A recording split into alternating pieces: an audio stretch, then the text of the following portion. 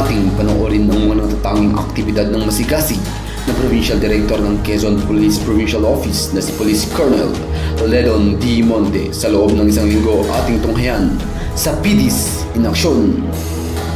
Nitong ika-29 ng Mayo taong kasalukuyan, nakatanggap ng Certificate of Recognition mula sa PNP si Police Colonel Ledon D. Monte dahil sa natatangin nitong kontribusyon sa larangan ng United Nations Mission noong commemoration ng 76th International Day na ginanap sa Camp Brigadier General Vicente Lim, Calambas City, Laguna.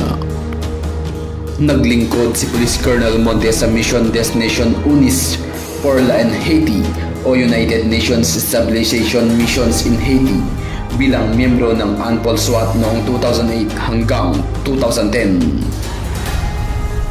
Nitong ika-31 ng Mayo taong kasalukuyan, nagsagawa ng field visit inspection si Police Brigadier General Paul Kenneth T. Lucas, Regional Director ng Police Regional Office 4A sa Lucena Component City Police Station, Sariaya Municipal Police Station, Candelaria Municipal Police Station at Chaong Municipal Police Station. Kasama sa naturang pagbisita si Police Colonel Ledon D. Monte, Provincial Director ng Quezon Police Provincial Office. Samantala, agarang tulong naman ang ibinigay ng Quezon Police Provincial Office para sa mga biktima ng Typhoon Aghon sa lalawigan, kung saan maraming individual ang napilitang lumikas pansamantala sa kanilang mga tahanan at nailigtas ng Quezon PNP at iba pang ahensya ng gobyerno. Lahat ng istasyon ay agad na nagsagawa ng search, rescue at retrieval operations. Gayon din ang pagbibigay ng kinakailangang tulong para sa mga kapatid nating biktima ng kalamidad.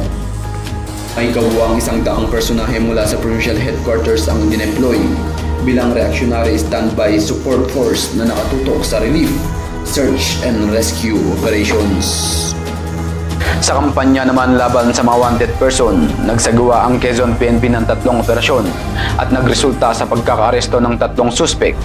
Sa kampanya naman laban sa anti-illegal gambling, nagkaroon ang Quezon PNP ng 26 na operasyon na nagresulta sa pagkakaaresto ng 75 suspect at pagkasamsam ng nasa higit 26,000 pisong bet money. At sa kampanya laban sa illegal na droga, nagsagawa ang Quezon PNP ng 3 drug operation kung saan nagresulta sa pagkakaaresto ng 10 street-level individuals at pagkasamsam ng 33.88 na gramo ng hinihinalang shabu na nagkakahalaga ng aabot sa 691,152 pesos. At iyan ang mga natatanging aktibidad ng napakasipag at masigasig na Provincial Director ng Quezon Police Provincial Office na si Police Colonel Ledon D. Monte. Dahil dito sa Quezon Police Provincial Office, ang gusto ng polis, ligtas ka!